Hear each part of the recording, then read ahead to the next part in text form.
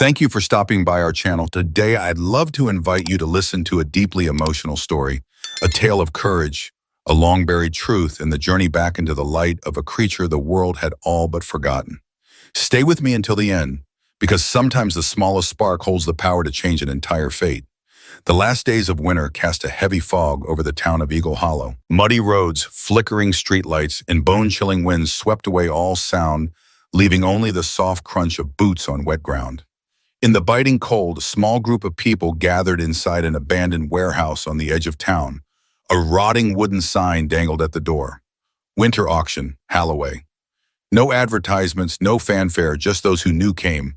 It was a silent kind of auction where things that had lost their value changed hands for next to nothing. Miles Carter stepped inside, wrapped in a thick coat from neck to knees.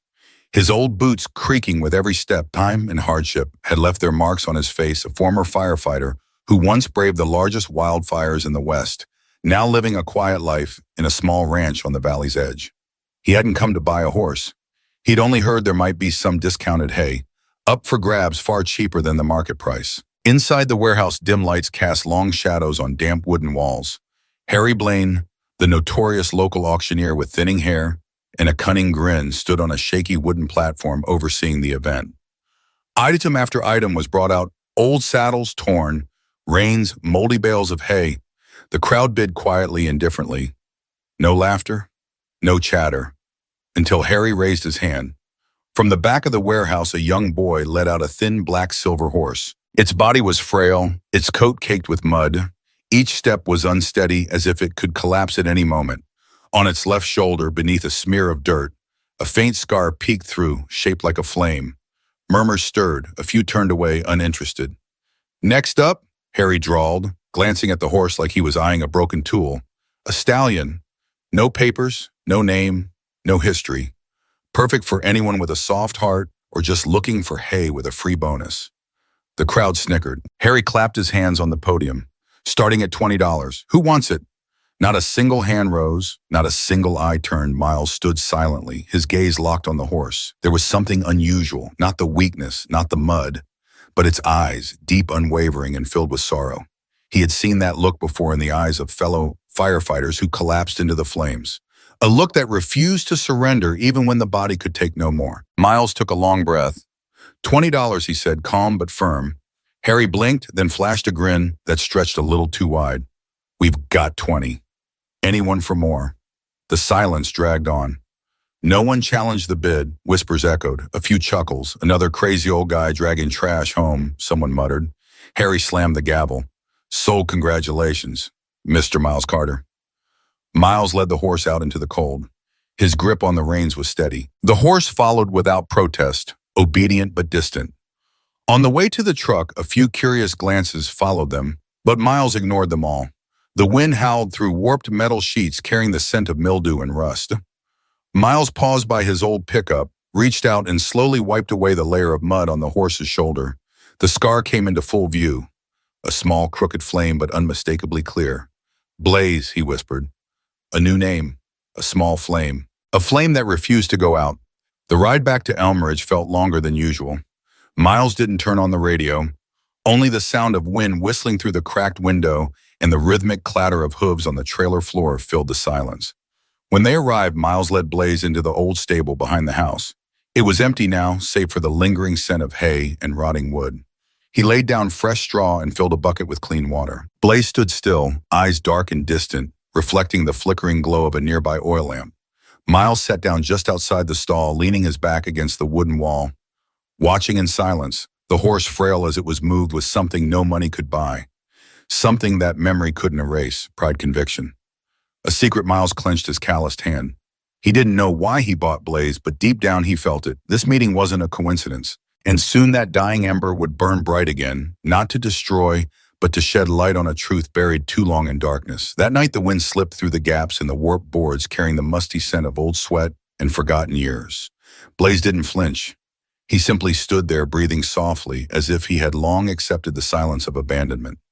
Miles picked up a dry cloth and began wiping the mud from Blaze's back. Slowly, a long scar emerged along the rib cage. On the left shoulder, beneath the thin fur, a faint marking appeared, a triangle enclosing the letters SC, almost worn away by time and pain. Miles froze. He'd seen that brand before, Sierra Crest Farm, once a legendary name in regional horse racing, a place that bred million-dollar champions, until it burned down in a mysterious fire 5 years ago. That tragedy had shaken the headlines. They called it an accident, flames spreading from the hayloft to the stables overnight. 4 horses and the head trainer died. No one was ever charged. Everything is buried in the ashes. Miles looked again at Blaze. Those deep, silent eyes now stared back at him, not just as an animal, but as a living witness. "You were there that night, weren't you?" he murmured. He didn't just name him Blaze for the flame-shaped scar.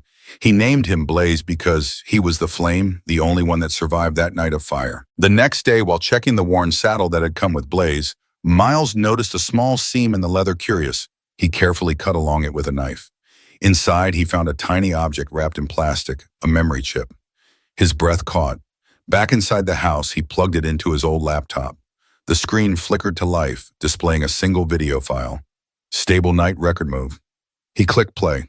The footage was grainy but clear enough to make out a large stable at night. A lone figure appeared carrying a gas can. He moved methodically, pouring the liquid around the wooden beams, then struck a match. Fire erupted. Screams rang out. Panicked hooves crashed against locked doors. Someone ran into the smoke trying to open a gate only to be engulfed by flames. Miles couldn't look away. In the final frame, a black-silver horse stumbled through the blaze, blood streaking down its sides. On its shoulder, the SC brand glowed under the firelight. Blaze. The arsonist never turned to face the camera, but for one brief moment, Miles caught a reflection, a silver badge glinting on the chest of the man's coat. A circle with a downward-pointing spear, a symbol all too familiar in the world of professional horse racing. Miles stiffened. He knew that symbol. It was the emblem of the Western Warhorse Association, an organization now run by none other than Russell Vane, the new owner of Sierra Crest Farm. Russell Vane was no stranger to anyone connected to the horse racing world. Once a young trainer with a meteoric rise, he built his reputation on back-to-back victories, until rumors began to swirl that he had been doping horses before every major race. When the scandal surfaced, Sierra Crest was put under investigation. And then, it burned. Vane disappeared for a while, only to return with Vane Holdings, quietly buying back the old property, rebuilding it, and casting his shadow once again over the town of Eagle Hollow.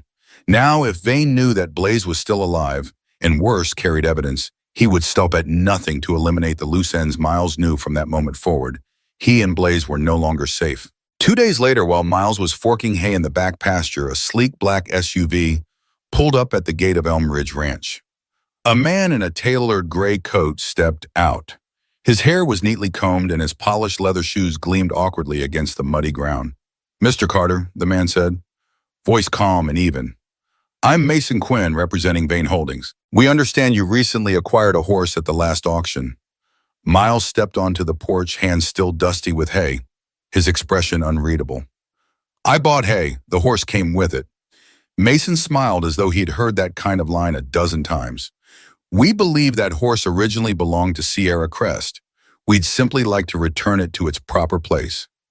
Miles narrowed his eyes. "I don't believe the law assigns ownership to animals without papers." Mason chuckled politely, though his gaze chilled a little. "You misunderstand me. We're not here to debate property. It's just, if Blaze is still alive, there might be something else. Along with him, something that shouldn't exist." Miles didn't respond. Mason adjusted his collar and took a step back. "Either way, Mr. Carter, I hope you'll do the right thing. Because what you're holding on to, it's not just a horse." The SUV rolled away, leaving deep tracks in the muddy ground. But the warning lingered long after the engine faded. There was no doubt left. Russell Vane knew, and they would return. Next time it wouldn't be with polite words. Night fell fast over the Frostfall Mountains, where winding trails lay buried beneath layers of snow and ice, and the reach of the civilized world seemed to vanish into wilderness. But tonight, that stillness was shattered by roaring engines and sweeping headlights, slicing through the snowstorm like predators hunting prey. Miles Carter clutched the reins tightly, leaning forward to shield June Maddox, who clung to his back. Ahead, the mountain path twisted upward through dense forest and slick rock, the only path left between them and the unknown. Blaze, exhausted but defiant, thundered through the frozen dark. His hooves pounded deep into the snow, and in his eyes burned a fire, no longer the dull gaze of a discarded beast, but the focused fury of a final stand. Behind them, two black SUVs surged forward at headlights glowing like the eyes of beasts. Russell Vane's men didn't speak. They didn't need to. They were professionals. They didn't chase to threaten. They chased to erase. June glanced back, the wind slapping her face. They're gaining on us. Miles didn't answer. His heart was pounding, not just from fear, but from resolve. He knew if they were caught, Blaze would be silenced, and the evidence they carried would disappear forever. The chase dragged on until nearly midnight, when the narrow trail brought them to a sheer cliff. Ahead was a snow-covered drop into a bottomless ravine. Behind them, headlights crept closer and closer. There was no way out. Blaze came to a halt, panting heavily, his sweat freezing into shards of ice along his mane. Miles jumped down first and pulled June off the saddle. They stood at the very edge of the cliff, icy wind lashing their faces, carrying the scent of blood and the breath of death. "This is the end," June gasped, her voice tight with fear. "Not yet," Miles replied, reaching into his inner coat pocket. He pulled out a satellite phone, a gift from an old firefighter once told, "Use it if you're ever lost in the wilderness." Tonight it wasn't for rescue. It was to call the world to witness the truth. June quickly pulled out the USB drive carrying the footage of the arson. She inserted it into the satellite phone and launched a broadcast app, the kind she used back when she was a war correspondent. "Signal's weak, but it might work. We only get one shot." Miles didn't hesitate. He nodded. "Do it." June hit the broadcast button. The signal stuttered, froze, and then began to stream. On the small screen, the video came to life. The inferno engulfing the stable. The screams and the image of Blaze stumbling through the fire, bearing the flame-shaped scar. At that exact moment, the first SUV skidded to a stop about 20 meters away. Two figures stepped out. One of them was Mason Quinn, the same man who had appeared at Elmridge. "It's over, Mr. Carter," Mason said, voice flat and cold. "Hand over the horse, and whatever it is you're streaming." June tucked the phone behind her back. Miles stepped forward, placing himself between her, Blaze, and the threat. "What we're streaming is the reason you burned that stable, the reason Blaze has been hunted, and the reason you'll never sleep peacefully again." Mason laughed, but the smile never reached his eyes. "No one's going to believe a few seconds of old footage unless you live long enough to explain it." He drew a gun. At that moment, a loud ping rang out from June's phone. "It's done," she shouted. "Uploaded to the servers, sent to the Sentinel Global Watch and Truth Track." Mason pulled the trigger, but Blaze lunged forward, ramming his full weight into Mason and knocking him off balance. The shot went wide, the bullet smashing harmlessly into stone. Miles charged. He wrestled the gun away and punched the second man square in the jaw. The fight was brief but brutal. Moments later, both attackers were sprawled in the snow. Unconscious, Miles turned back and threw his arms around Blaze. The horse was trembling, breath-ragged blood trickling from a wound at his side, but his eyes still burned like embers, refusing to die out. June clutched the phone, her lips trembling, but her eyes bright with something new. "Hope. We did it," she whispered. "The whole world will see." Hours later, they were spotted by a rescue helicopter thanks to the satellite signal. By then, the video had gone viral, spreading like wildfire. Headlines across the country declared it the scandal that rocked American horse racing. Russell Vane was placed under urgent investigation. Federal authorities swept in, and Blaze, once an unwanted, nameless horse, became a symbol of truth and resilience. 1 week later, Miles stood beside Blaze in a recovery stable outside Denver. The horse's mane had been shaved for treatment, but that flame-shaped scar still marked his shoulder, as vivid as the first time Miles saw it. "You never gave up," Miles whispered, gently patting his neck, "and because of you, the truth came back to life." Blaze lifted his head, his ears perked up as if he understood. From the ashes, some flames never die. Less than 48 hours after the video was broadcast live from the mountaintop, the media exploded. Major news outlets released headlines like, "Truth behind Sierra Crest Farm, Fire Uncovered." Evidence links Russell Vane to doping scandal and arson. And surviving horse reveals a truth buried for 5 years. Within a week, Russell Vane, once the titan of horse racing, was taken into federal custody for questioning. Documents, contracts, and dirty money were traced through the shadowy web of Vane Holdings. The investigation expanded across regional racing circuits, dragging down name after name in the industry. Sierra Crest Farm, once a point of pride for Eagle Hollow, had now become a symbol of everything rotten that had festered beneath the surface. And yet, amid the chaos, one image quietly spread across the nation. Blaze, the frail, black silver horse, once discarded like a piece of trash, now a living witness, a creature marked by truth. In Eagle Hollow, small changes began to appear. A new fence replaced the rotting wooden gate at Elm Ridge Ranch. The pasture was neatly trimmed, the stable roof was mended, and children began gathering by the fence each evening, not to ride, not to feed, just to catch a glimpse of Blaze and Miles Carter once. A man living in the shadows now stood in the heart of the ranch with calloused hands, busy and eyes bright, the most alive he'd looked since that wildfire years ago. One spring morning, Miles welcomed a few visitors to Elm Ridge Ranch. Not agents, not journalists, but small-time horse owners, young people who wanted to learn how to care for animals, and kids who had trouble fitting in with the world, but who smiled when they sat beside Blaze. Miles wasn't just raising horses anymore. He was building a haven for the forgotten, for the misunderstood, a place where kindness needed no paperwork and truth was no longer buried. After completing her expose on the Sierra Crest scandal, June Maddox resigned from her newspaper. She moved to Eagle Hollow, settling near Elm Ridge. She and Miles didn't talk much about the past, but sometimes on golden afternoons when Blaze galloped freely across the fields, their eyes would meet and everything was calm. One day, Miles received a handwritten letter from a aunt in another state. The handwriting was messy but full of heart.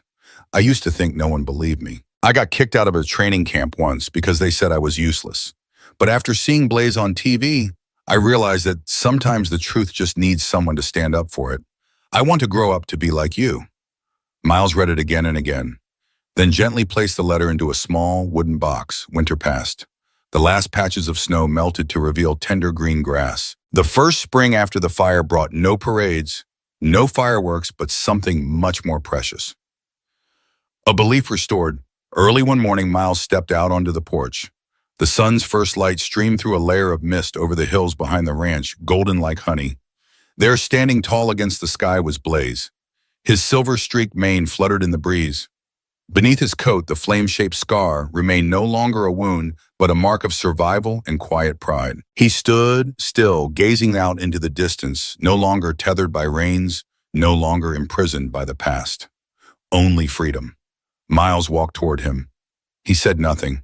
He simply placed a hand on Blaze's neck, feeling the steady, warm breath beneath his palm, like the first light of day, standing atop the hill. Surrounded by tender, spring grass under the first light of dawn, Blaze was no longer the abandoned horse. He had become a symbol of freedom, of truth brought to light, and of courage that never fades. And Miles, the man who once turned his back on the world, had now chosen to stay, no longer running from it. Because sometimes protecting the truth doesn't require grand gestures. It only takes the courage to stand by what's right, no matter how small it may seem.